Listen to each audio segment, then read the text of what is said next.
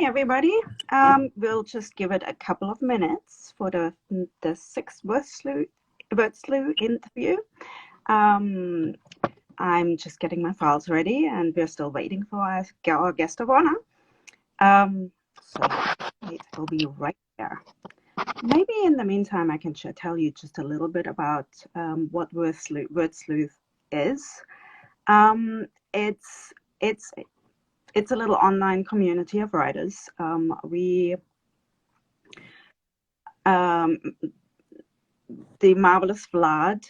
Hi. The marvelous Vlad posts words that are kind of unusual, so it gets our juices going. We all kind of joke about what the words are, and then eventually he puts together those words, the latest words he posted, with the explanation of with the definition, and challenges us to make a story out of those words. And that can be in the form of flash fiction, a poem, just a little tiny story, whatever you want to make it, whatever form you want it to take. That's up to you. So anyway, we are waiting for Keith Gray, the marvelous Keith Gray. Oh, Vlad, if you're listening, Keith just posted that he's waiting for the invite, but he needs to just go on the words, to the live. So we're waiting for our guest of honor. So just hang tight for a moment. I'll get all my ducks in a row, because it's really, really, really hot here. It's already 100 degrees in the valley and in LA. And I have to turn the AC off, so my brain is not working too well.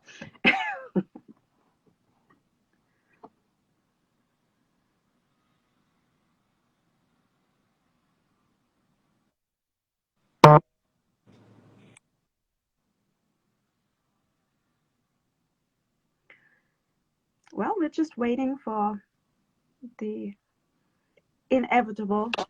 There we go. Hi, Keith. Hello. Hi there. How are you?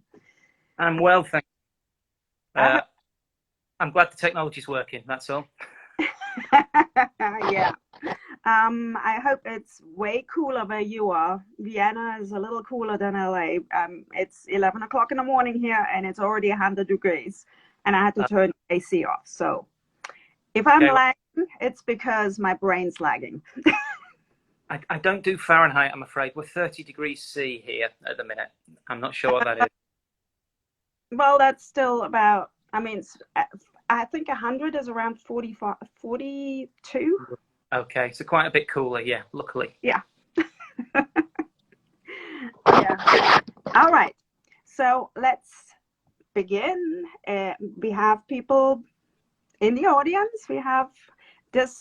So everybody, welcome to the sixth word sleuth. I'm stumbling over my tongue. Interview with Keith Gray, who writes the most marvelous stories for kids, I think 12 to 99. Pretty much, yeah. I'll go with that. Like a game of Monopoly, right? Right. Look at the age group. Monopoly. Yeah, I read The Ostrich Boys, and I thoroughly enjoyed it. It was such a great. There was just everything was in it.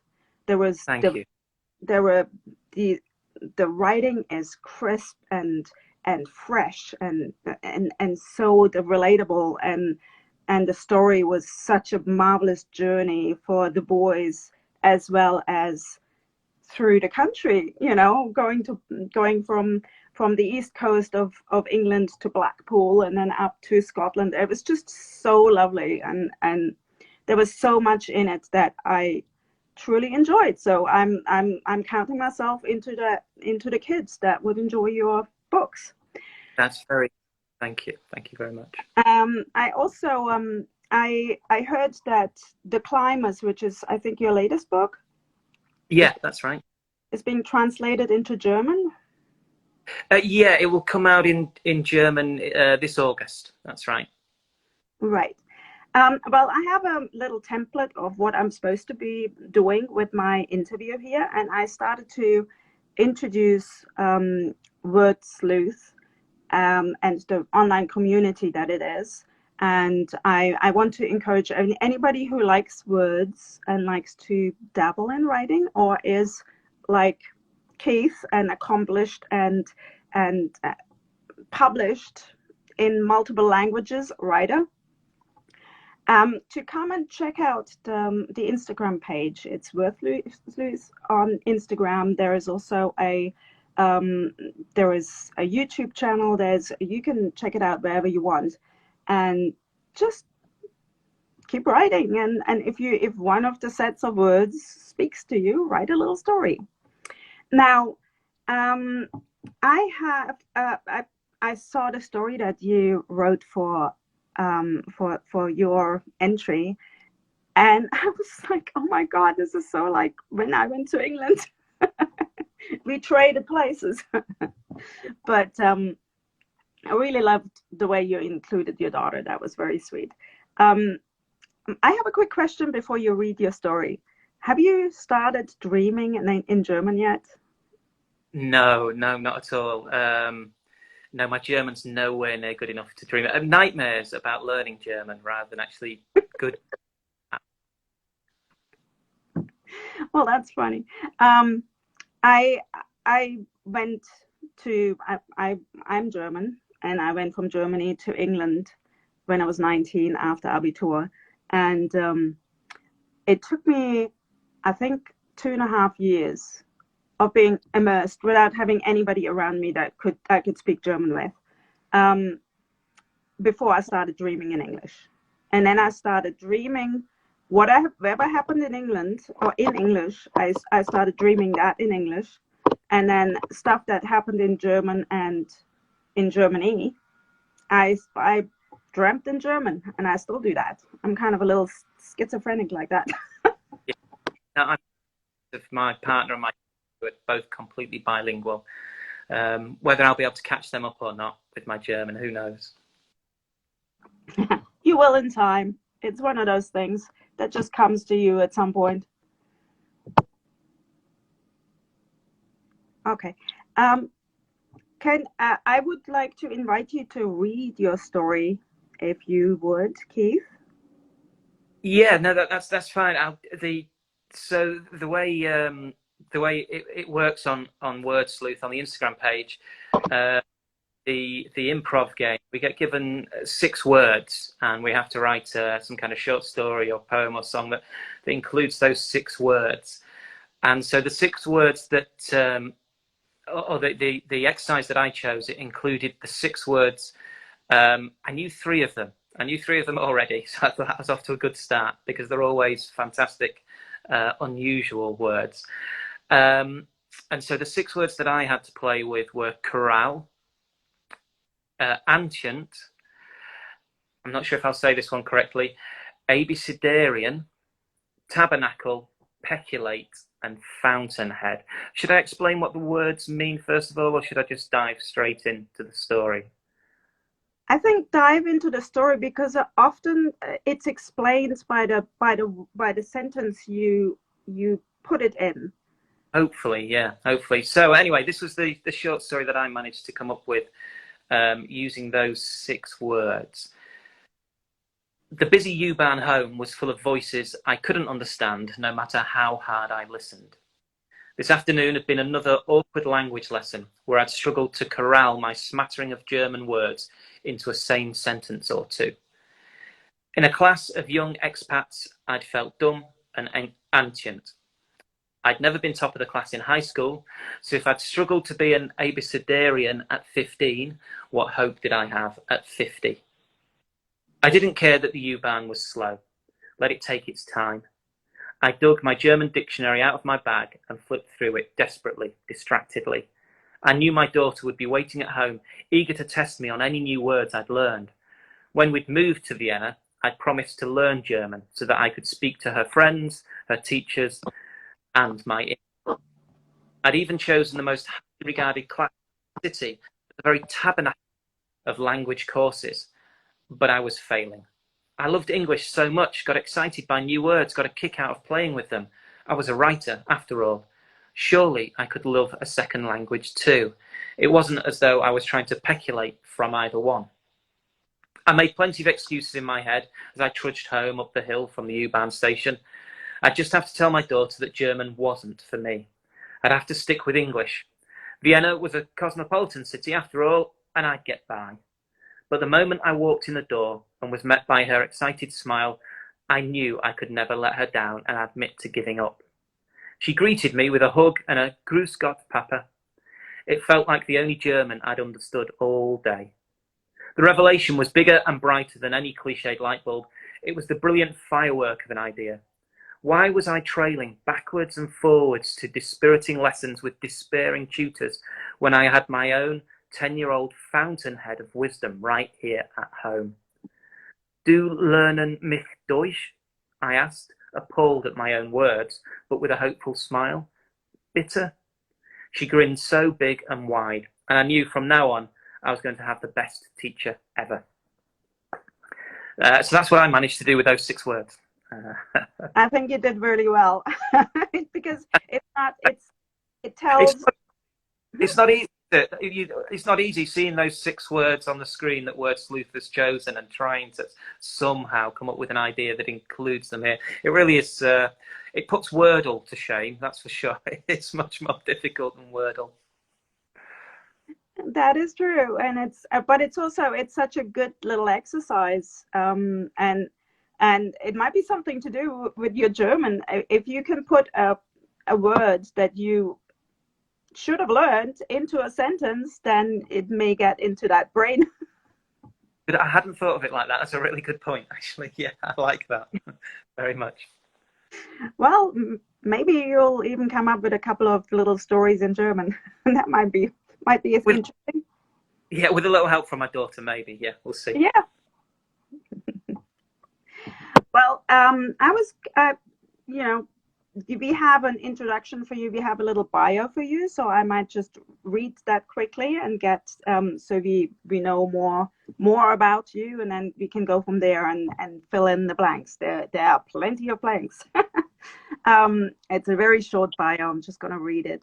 Keith Gray is the author of over 20 books for children and teenagers, including the award-winning Ostrich Boys, the one I read, which has also been adapted for the stage. His most recent book, The Climbers, was nominated for the prestigious Carnegie Medal in the UK. He currently lives in Vienna, where he founded the writer development community Kulturverein Sunday Writers Club, and that also you can find that if you live in anywhere really, you can find it online. It's www.sundaywritersclub.com, and that's correct, right? Yes, thank you. Yeah. And that's where you can find Keith's writing community. And apparently you meet on Sundays somewhere in a coffee shop, right? Yeah, that's how we started. A little bit like Word Sleuth, really. It was people that enjoyed words and enjoyed getting together. And I'd moved to live in Vienna, and I didn't know many people in the city at all. So it seemed like a good idea to try and meet other writers. And we started meeting in different cafes around the city on a Sunday morning, just writing together. And it's sort of grown a little bit. And because of COVID, we were forced online, like a lot of people. But through being forced online, we have managed to meet writers all over the place. So it's been good fun. It's a hobby. It takes up a lot of time to say it's a hobby, but it's a lot of fun. And it's great to meet different writers here, there, and everywhere. Yeah, it's also that kind of writers do have kind of a certain mindset and a certain freedom of thinking, and it's kind of nice to meet up with people like that wherever you live. That's right. Yeah, find like-minded souls who invent their own friends instead of hanging around with real ones a lot of the time. Oh yeah, I'm very familiar with that. I even invent my own lovers. So I was wondering, you've written 20 books, which is super impressive. So do you have, amongst all those books, do you have a favorite? Oh wow. The easy answer is to say the one I'm working on right now. That's the easiest answer because that's the one in my head. Although actually that would be a complete lie. I'm really struggling with the one I'm writing right now. Um, it changes. If you ask me today, what's my favourite? I might say Ostrich Boys. Ostrich Boys has definitely been my most popular book among other people, among other readers. But then sometimes I think about the actual writing process of another book. There's a book I wrote called Malarkey, which I always thought of. Do you know the movie Die Hard with Bruce Willis? I always thought of it Die Hard, but set in a high school, and Ooh, that's good. that was definitely the most fun I had writing. I really enjoyed writing that book. So, do I choose the book that's my favourite, that's the most popular with other people, or do I choose one that I enjoyed writing most? Or actually, there's a book of mine called The Fearful, which is based around a kind of a lake monster, a bit like the Loch Ness monster up in Scotland. It's this sort of does it or doesn't it exist, and that was my least popular book. So on some days I want to defend that one, and I'd say that's my favourite because I want to defend it. I want to get more people to think about it. So I'm sorry, I'm kind of I can't give you a straight answer there. I'd have to say go and read them all, and you choose. Go read all of them, and you choose favourite. Well, I think that's actually that I think that's a perfect answer because it demonstrates that it's books are a little bit like children. You can't, I mean, it's so hard to play favorites with them, and someday one of them pisses you off and you're just not gonna pay much attention, and another day that's very same one is the sweetest. So that's how it goes with writing a book. You put your heart and soul into it, and at the end of it, you know, which one is the most popular is possibly, that's good, that earns you money, that puts you in a position to write the next one. But the one that is the least loved possibly has the biggest part of your heart. Yeah, I don't know. I've only got one child. I don't know if it's like that with lots of children, that you choose a favourite one on different days, and the one that goes out and earns all the money is your favourite one day, but the one that gives you the biggest is The your one favourite. that actually moves out. A movie, right? Okay, yeah. No, I actually only have one, but I have plenty of friends with multiples, and it goes, I mean, you always love them, but it's kind of, you can, liking them is sometimes harder than loving them. Oh. So I have another question, and so you've written 20 novels. Do you write any other genre? Do you write short stories, poetry, any other thing that you kind of enjoy for your own amusement, or you have a secret notebook and you kind of that's too private to put out in the world? No, nothing like that. I guess through Sunday Writers Club, I'm writing lots of little sketch pieces here and there that sometimes might appear in a book, maybe one day, but maybe not. I don't know. It's a difficult question to answer that. I write mainly for children and young adults because I enjoy it. They're the sort of the age group or the. I feel that when I'm writing for young people, I'm trying to be a magnet, trying to draw kids in to get them to enjoy reading. I think reading's such an important thing for people to do, and there's lots and lots of complaints in the world nowadays that young people don't read enough. And I've got a theory that we need a bit more empathy in the world, and that reading is what teaches us empathy. So learn a bit of empathy young, and maybe in the long term we can make the world a better place. So I do enjoy writing mainly for young people. I've just had a short story published for adults saying that. a short story published in a collection which I can't remember the name of off the top of my head, unfortunately. But it's a horror story. Oh, what's it called? And it's the first adult short story I've had published in years and years and years. I sort of wrote it more or less as a favour for a friend who was putting together this anthology. And he must be very annoyed with me now that I can't remember the name of his anthology. But it's literally only just been published, so I've not got a copy of the book to show. If you check out my Instagram page, actually, you'd find the book on my Instagram page. And I feel terrible now that I can't remember the name of my friend's anthology. Fantastic anthology, full of brilliant authors, not just me. And weird. Why don't you Vlad will post this interview in a post on Word Sleuth, on the Word Sleuth page. Why don't you put the name of the anthology and any other book, actually all your books? Why don't you put them in a comment, and then people can see it on the post? That's not a bad idea. Actually, that's not a bad idea. Yeah. So other thing, I think horror, if somebody asked me what was my favourite genre, I'd say horror is possibly my favourite genre. But I've not written all horror books for young people. There's a couple dotted here and there.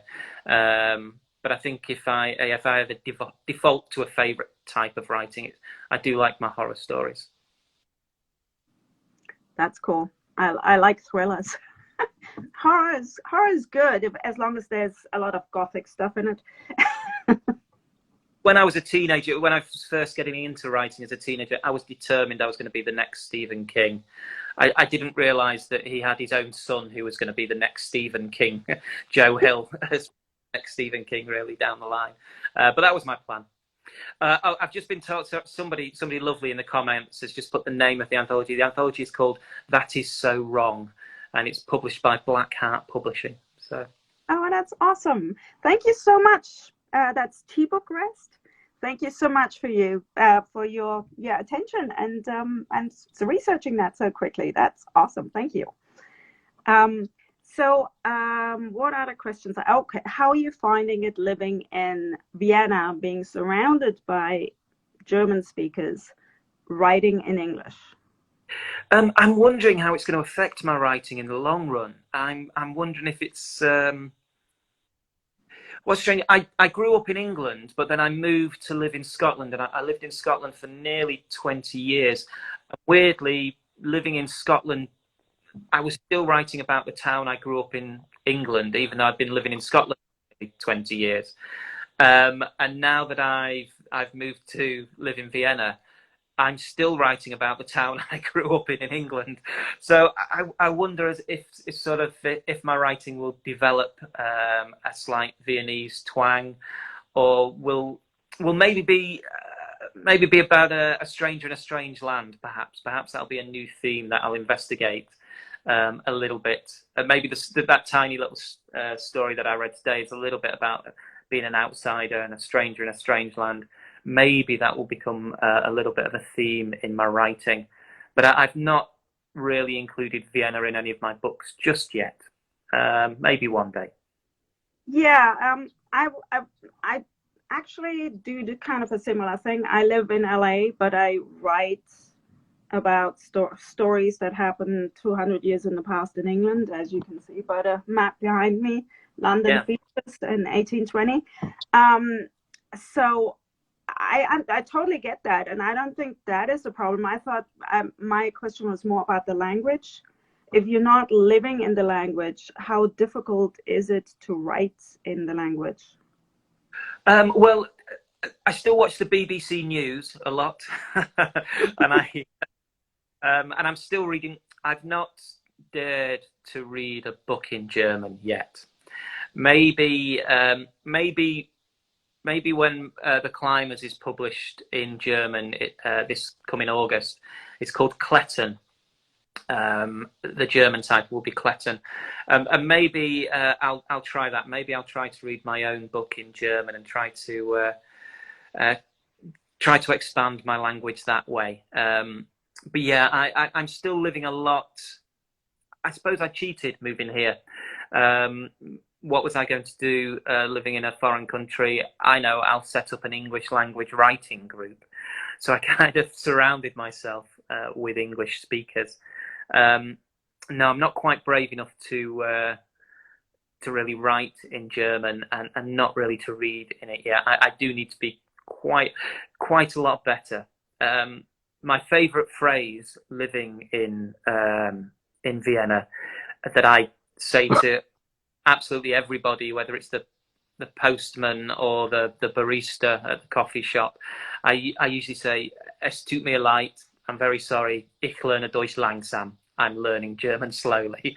And it seems to get me by in most situations, luckily, that one. Yeah, you should, if you're traveling in Europe, you should learn a phrase like that, definitely for France, because that will get you quite a few miles there. Yeah, I noticed that people are much more willing to speak English. They all learn English in school. No, there's nobody in Europe who doesn't learn English in school, so they all probably know more than you do. And they travel to England, they travel to America, especially Germans. They travel everywhere. I'm incredibly impressed with some of our members of Sunday Writers Club. They're writing in English as a second or a third language, and they're writing beautifully. They're writing such fantastic stories and poems, but it's in their second or third language. And that does make me incredibly envious, and a little bit ashamed as well, but incredibly envious. No, I think being able to, I wouldn't feel ashamed about it, because I didn't learn hardly anything in school. I'm dyslexic, so I didn't learn how to write English. I didn't learn any of that in school. So when I went to England, I was standing in front of a wall of sound, and I had to deal with it. And Right. it became simply, can I communicate my needs to the person who's able to provide? That's all that counted, because nobody in England spoke German. In fact, when I dared to speak English in a pub in Chiswick, I got the Hitler salute. Oh wow. Okay, that's okay. That's not great. Yeah, I learned English in a hurry then. Yeah. All right. Do you have? I'd love to just jump in for a second here. I'm not seeing any questions in the chat because you're covering everything so comprehensively and beautifully. I just want to say, Keith, I've noticed in your writing, especially given that you're writing for youth, you include a lot of heartfelt, meaning that is kind of novel for the entire genre of youth writing. You include a lot of treating kids like mature people with complex minds who understand multi-level emotions. And I'm just wondering, how have you found that basically brings hype to your books, like Ostrich Boys? Have you found that the way your general style in addressing youth as, mature, fully developed human beings, have you found that changes the reaction to your books at all? That's a really good question, and I could spend hours trying to answer it. That's a really good question. I guess first and foremost, to be utterly honest, I am writing a lot for me. I hope that I could pick up one of my books and still enjoy it, even though I'm writing with a younger audience in mind, and I'm writing a lot of the time first-person point of view through a young person's eyes, stepping into their shoes. I am still trying to write a book that would satisfy me as well, and I believe that when I was 14, 15-year-old, I saw myself as a fully rounded human being, as a totally mature. Maybe looking back in hindsight, I had lots and lots of lessons to learn, but right there, right then, I completely believed at the age of 14, 15, 16, I was an emotional being, rounded in the world. I had a place in the world. And so I'm sort of writing with that in mind. I suppose that I'm trying to, I don't want to talk down to the audience at all. And I really dislike I mean, there's some fantastic writers for young people out there. I could give you a whole list of authors who I really, really value and admire who write for young people. And I think what we're all trying to do is we're not looking back at what it was like to be young. We're not looking back in hindsight as a writer for young people. We're actually trying to stand side by side with that young person and look forward. That's the way I approach my writing for young people. I want to stand shoulder to shoulder with my reader and look forward into the future, rather than as a middle-aged man look back at how it was. I hope that sort of makes sense. That's definitely the attitude I take when I'm writing a book. So I believe I completely remember a lot of the emotions I felt 14, 15, 16-year-old, and they were so real and they were so powerful. And so I would be shortchanging the reader if I didn't acknowledge what I felt as a teenager, claiming that my reader didn't feel those emotions as well. But hopefully, hopefully there's some good jokes and a nice story in there as well. There's a couple of plot twists that keep you going. I think you can do both. I think you can get a good story and strong emotion into a novel. I really believe that. That's so refreshing. I absolutely love that. Anyway, I'll hop back into moderating the chat. I just had to ask that because I appreciate it so much in your writing. Thank you for the question, Anna. That was an awesome question. I really appreciate that question and the answer that you gave, because I felt when I read The Ostrich Boys, I felt like I could put myself back into that stage of being 15 and thinking I know everything better, because that's kind of what they do. They decide that they know better than the family, and the story goes from there. And how you slowly find out that maybe there's more to what's going on than what things that you even knew, you just didn't admit them to yourself. So I really, really, really enjoyed that about the book, and I part of it I listened to on Audible in my place of work, and people were asking me, "Oh, what's that?" So it really kind of sparked imagination. It's a really great story. I had a follow-up question to this, but now the heat is getting to me. I wanted to know what you were reading when you was 15, 16. Yeah, it was mainly because we didn't really have. I'm so old. We didn't.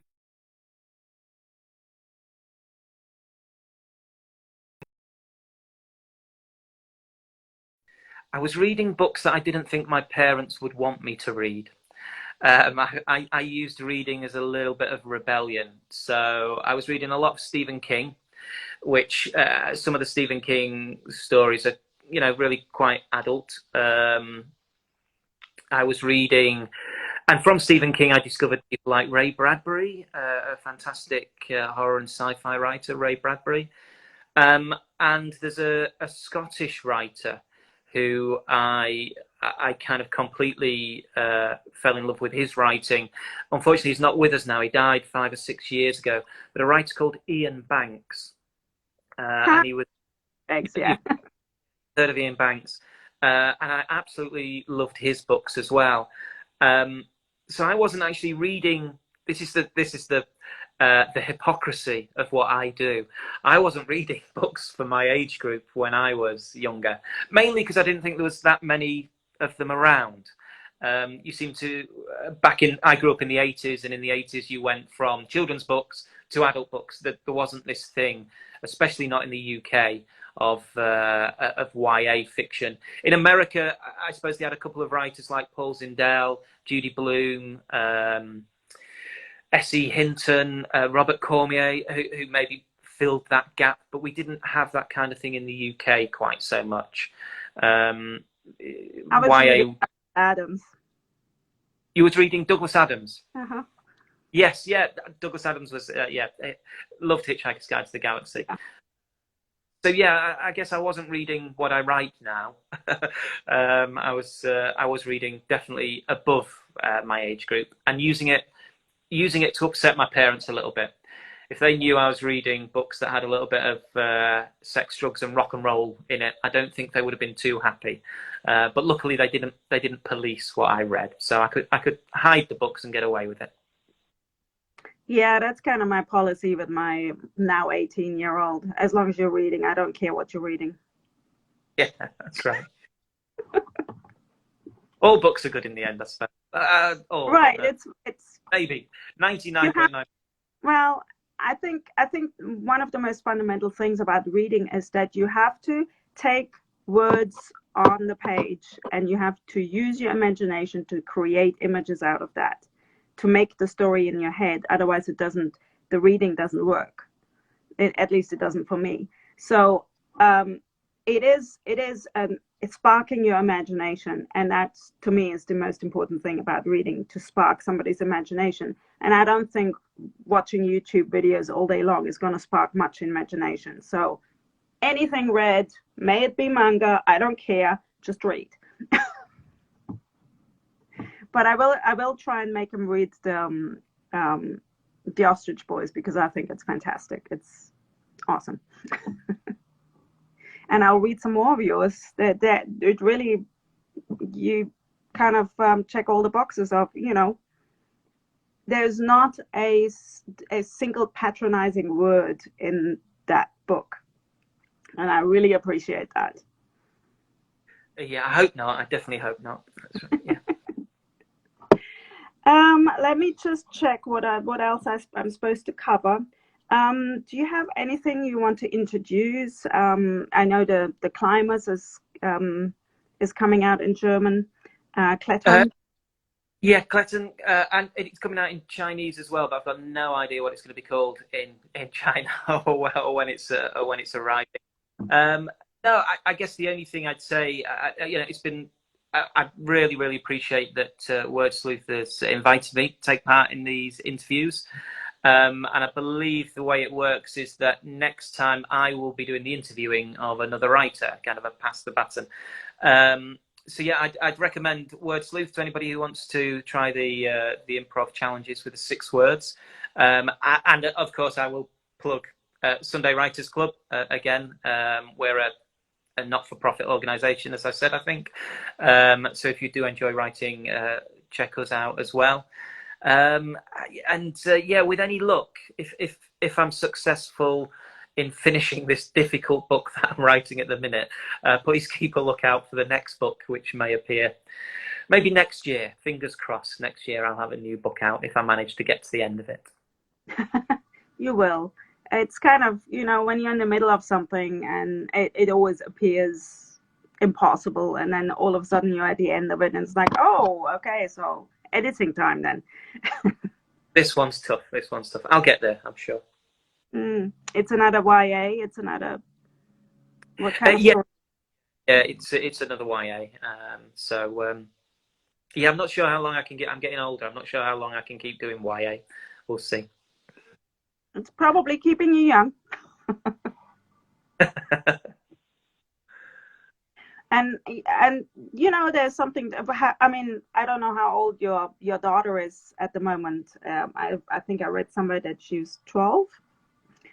She's 10. She's just 10. She's 10. But it may be that when she reads your books, you might want to write something that's more her. Once she gets older, that's more her age group. So she will be. But I enjoyed the YA. So I don't think there's a problem with continuing with it. I'm sure that I'll ruthlessly use my daughter for research. Absolutely, yeah, absolutely. Well, good. So, and that's another good question. Where do you do your research, or do you use your own experiences as a springboard, or do you research stories in the newspapers, things like that? No, I've used a lot of my stories have been sort of the initial spark of the idea has been experience, something from the past. Although if you were there at the time, my friends from school, they might not recognize the original spark of the idea. It's been twisted so much and filtered through my imagination so much. And of course, I always make the hero much cooler and much sexier and much better looking than I really was at school. You know, it's a lot of wish fulfillment, I suppose.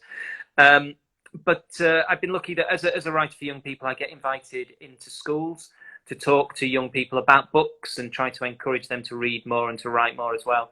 So I've been lucky that I've been able to talk to a lot of young people as well. So I kind of take my old experiences as a springboard, as you say, and try to make it a little bit more modern sounding.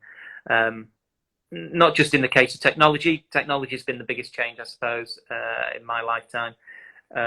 The very first book I had published, there's no mobile phones in it at all in the first book I had published. And nowadays, unless you're going to write historical fiction, the kind of technology is quite difficult to keep up with for young people.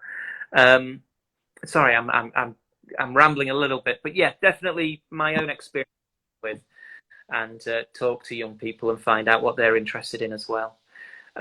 Although saying that, actually, maybe technology has changed and TV programs and popular music has changed.